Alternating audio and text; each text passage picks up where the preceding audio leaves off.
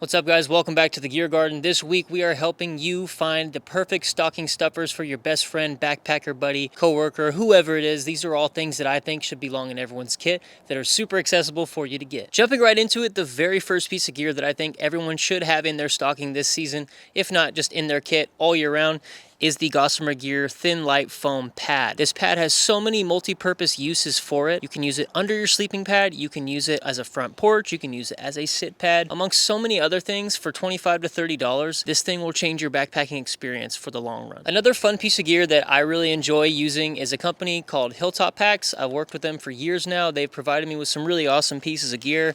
This being one of them. This is one of their custom printed stake bags. They do a lot of custom printing on anything you can imagine for gear, and they're just a lot of fun. It adds a little flavor to your kit and something that maybe you will have that no one else could have if you make it your own. Sticking to the theme of bags, my buddy Devin at Backcountry Exposure, he started his own company this year. It is his little bag collection. I'm not quite sure if the name is just Backcountry Exposure. If there's another name, I'm pretty sure it's just backcountryexposure.com. And he makes so many of these little cool custom ditty bags, you know, different types of fabrics that he lets you choose on his website. And these things are awesome. They've replaced any of the ditty bags that I use. I have two of these, and I have a stake bag that I frequently use as well. And they're just perfect for holding any of your gear that you need to keep organized in your backpack. Now, in that bag, I do keep a lot of things that are important to me and my functionality when it comes to backpacking on the trail. One of them being the Nightcore Carbo 20,000 battery bank, and I do enjoy this one. You know, they claim it's the lightest one on the market. I'm sure there's other lighter ones on Amazon for half the price. The moral of the story is a battery bank is clutch for any backpacker. It doesn't have to be this one, just a battery bank to help your person get through. Make sure they have enough phone battery to keep in contact with you or take videos and pictures. It's something crucial that every backpacker needs in their kit. Now, the next piece of gear in that bag is something that a lot of people love and a lot of people just hate for no reason, and I think it's because, you know, there's little things that just make things a lot easier, and for some reason people just refuse to enjoy that part of backpacking, and that is a little flex tail pump. The flex tail pumps have been used by me for a few years now. I have got a couple of them. I finally upgraded to the zero pump not that long ago, but they're super cheap and they just take that extra step out of the end of your day, especially if you're in a high elevation trip and you don't want to just or use that big bag that some people don't know how to use. It's pretty simple to use, and this is not something you need, but again, we're talking stocking stuffers, just fun things to get someone to make your backpacking experience a little bit more enjoyable and easier. Another piece of gear that is crucial to your backpacking kit and crucial to your stocking this Christmas, if you don't have one already, is a nice headlamp. Now, this is not the headlamp I'm suggesting everyone needs. This is one of my personal favorites. It's the Black Diamond Storm R500. It is so bright. You can get a Nightcore headlamp, you can get a cheap headlamp from Amazon. It doesn't matter what it is, but there are specific headlamps that I do enjoy more, this being one of them, and the Nightcore, I think, NU25. I just like the simplicity of these, as well as the output of lights. I like this one. I do a lot of night backpacking. The 500 lumens is just incredible. I can see anything as far as, like, I don't know, maybe like 50 to 100 yards. It's a pretty bright range, and I think this one costs like 75 bucks. It's a little more expensive, so if you're looking to get something cheaper that's just as good, I would go with that Nightcore headlamp. They run about $25 to $35. Another piece of gear that I think is really crucial to backpacking that is not always needed, and until recently, I personally didn't ever bring one with me until about a month ago, is a little pocket knife, specifically these little Opinel pocket knives here. They have a little twist lock on here, and I can just open it up and I can relock it. And I now have a super light blade that this costs around $18. So it's a nice blade. It's handmade from what I've been told.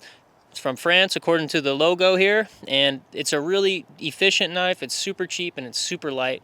Another reason why you should add it to your kit. The next piece of gear that I think belongs in everyone's stockings as well as their kits is a nice Sawyer water filter, as well as a Canuck bag. Now, this one comes in a pair, so you can buy the filter with the bag, but there's plenty of other options for bags as well. Canuck sells several different colors on their website. Sawyer's got a collab with them where they have this bag, and then they have a couple little flasks that you can purchase. They have just so many different options, and I just think it's such a fun way to filter water. I used a Be Free for a long time.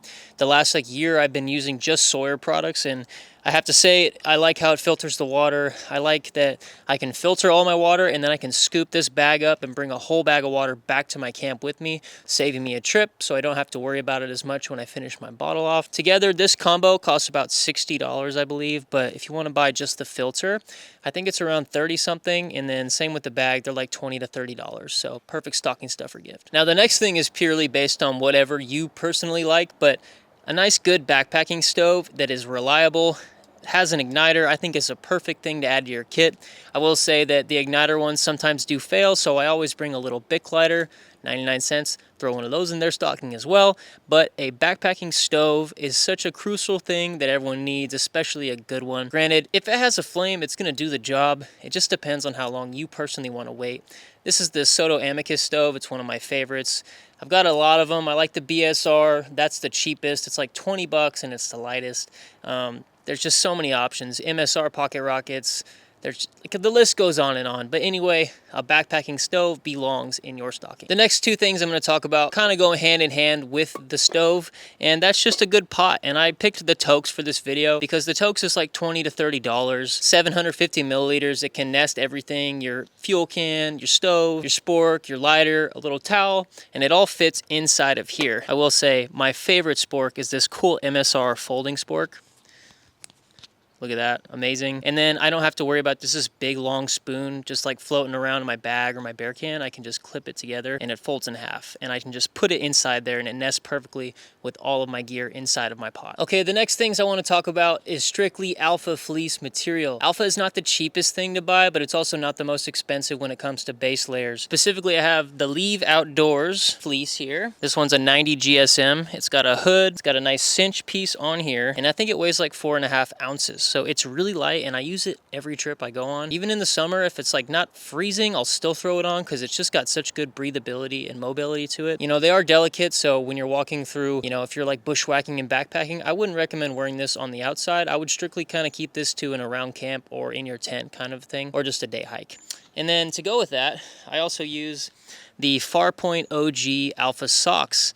These things are so clutch at night when I just throw these on over my socks that I already have on. And, you know, I got a bright blue pair. They look ridiculous, but they look kind of cool out there when everything's kind of dim and muted and pretty colors. And then you just got this Cookie Monster blue Alpha on. So these are clutch gifts to give somebody for this nice cool time of year. And the last thing I want to talk about is water bottles. And man, these are, for whatever reason, some of my favorite pieces of gear in the last few months, especially because they all came out. I've got a couple of each of these. You know, you got the Knock Through bottle, which it's just a simple smart water design. I had to actually switch the caps. I twisted my cap too tight and it already broke, but I had a spare one, so I put on the smart water flip cap. Kind of like that better. Anyways, you can squeeze it. It's hard plastic, but it's still squeezable for sure. And then the next one we have is the Migo by Mazama. It's the Miranda Outdoors bottle that they created, which as far as like functionality and use goes, I mean, this one's got it all. It's a little bit heavier, but it's got all the markings on the sides. You can unscrew the top to attach a filter, or if you want a wide mouth pour, or if you just want to clean the inside better. Taking this top off makes cleaning the water bottle so easy, and it just simply has the others beat in that regard for that. But if you're weight conscious, this does weigh a little more. And my final one is the Igneous water bottle. I think it's the Nobo bottle. This is my personal favorite one. I don't know why. It's just like the shape is different. I like the cap. I think they said they 3D print them. They also make bidets that go on top of here that can be compatible with this bottle as well. Yeah, there's just something about this little water bottle. I find it really fascinating, and it's got a little bit more of a squeeze to it, so it makes it easier for if you are trying to use it for a bidet or squeeze water out of it. I just really like this. So water bottles, it's the year of the water bottle. Everyone's got one now. Igneous is my favorite, but they're all really good water bottles and you can't go wrong, even if you just use a reusable. But if you're trying to help save the planet, reuse with one of these. Thank you guys so much. I hope you enjoyed this video and have a little bit easier time shopping for your person on Black Friday. Please make sure that you like, comment, and subscribe down below, and we'll see you next week on The Gear Garden.